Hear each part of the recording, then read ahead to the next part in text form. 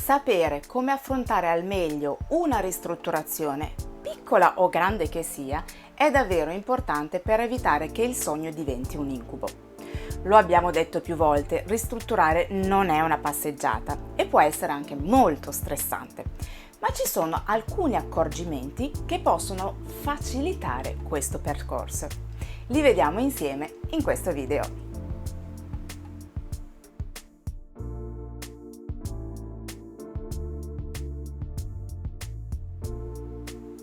Ciao, benvenuta su questo canale. Sono Virginie, interior designer, e mi occupo di case che rappresentino al 100% chi deve viverle, dalla consulenza all'intero processo di ristrutturazione. Nonostante la ristrutturazione sia un percorso insidioso, ci sono 3 accorgimenti che, se seguiti, renderanno questo processo meno stressante e dispendioso. Vediamoli in ordine. Scegliere un architetto o un geometra. Se devi ristrutturare, a meno che tu non debba solo rifare dei pavimenti e o imbiancare, devi avvalerti di un professionista per il progetto, per la parte burocratica, per la sicurezza in cantiere e che appunto segua tutti i lavori. Attenta che non tutti i professionisti fanno tutto quello che ti ho appena descritto, quindi mi raccomando di assicurarti che possa seguire ogni parte, non rischiare sanzioni di nessun genere. È la scelta del professionista la prima cosa da fare, perché potrai con lui cominciare a seguire il secondo punto, ovvero fare un progetto dettagliato.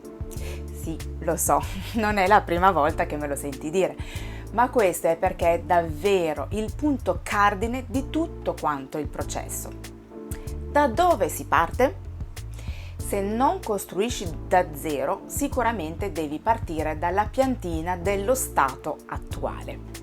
Da lì, se escludi eventuali muri portanti, puoi davvero sbizzarrirti.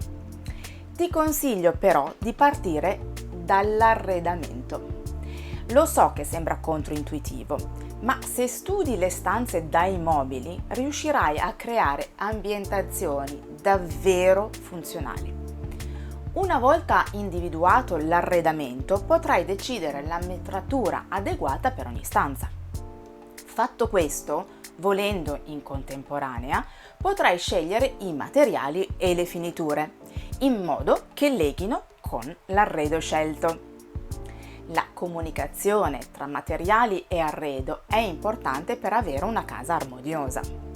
Quindi potrai studiare i vari impianti. Quello elettrico in particolare sarà studiato ad hoc rispetto alla posizione dei vari elementi presenti, rendendo l'ambientazione ancora più confortevole. 3. Scegliere l'impresa o i vari artigiani. Avendo ben chiaro i lavori da fare e i materiali che vuoi utilizzare, ti sarà più facile cercare e trovare i professionisti giusti.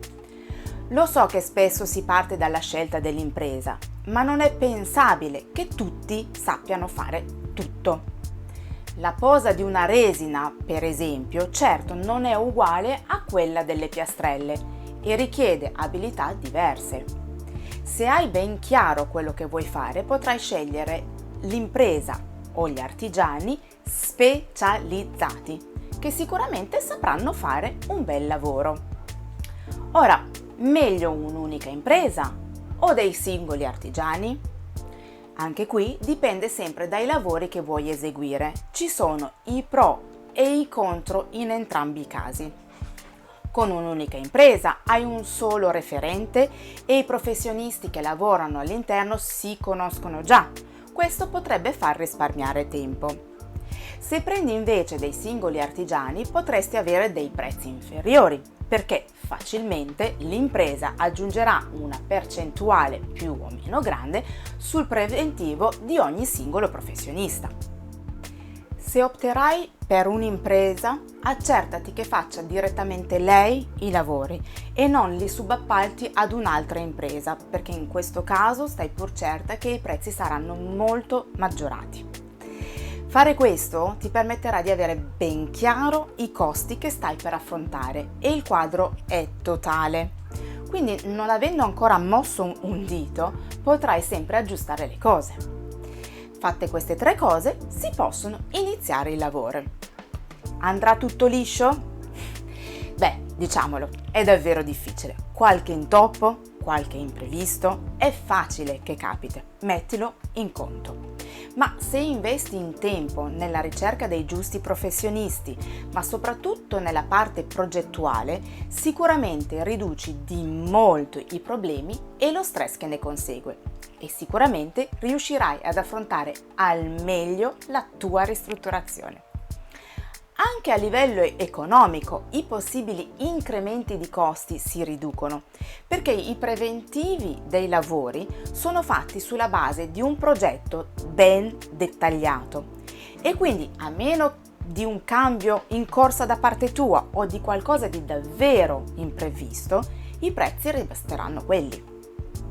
Affrontare al meglio una ristrutturazione è possibile. L'importante è non avere fretta di iniziare i lavori senza avere le idee veramente ben chiare. Tra le altre cose, quando tutto è ben pianificato, permette di velocizzare e non di poco tutto il processo. Tutti infatti avranno di nuovo ben chiaro cosa fare e non ci saranno perdite di tempo. L'investimento fatto sul progetto e nella ricerca dell'impresa o dei vari artigiani sarà ampiamente ripagato. Scrivimi nei commenti le tue paure di affrontare una ristrutturazione. Cercherò di aggiungere qualche suggerimento per farti vivere al meglio questa avventura. Se il video ti è piaciuto, fammelo sapere con un bel like o con un commento. Iscriviti al mio canale se non l'hai ancora fatto. Ricordati di attivare anche la campanella, così saprai quando uscirà il prossimo video. A presto, ciao!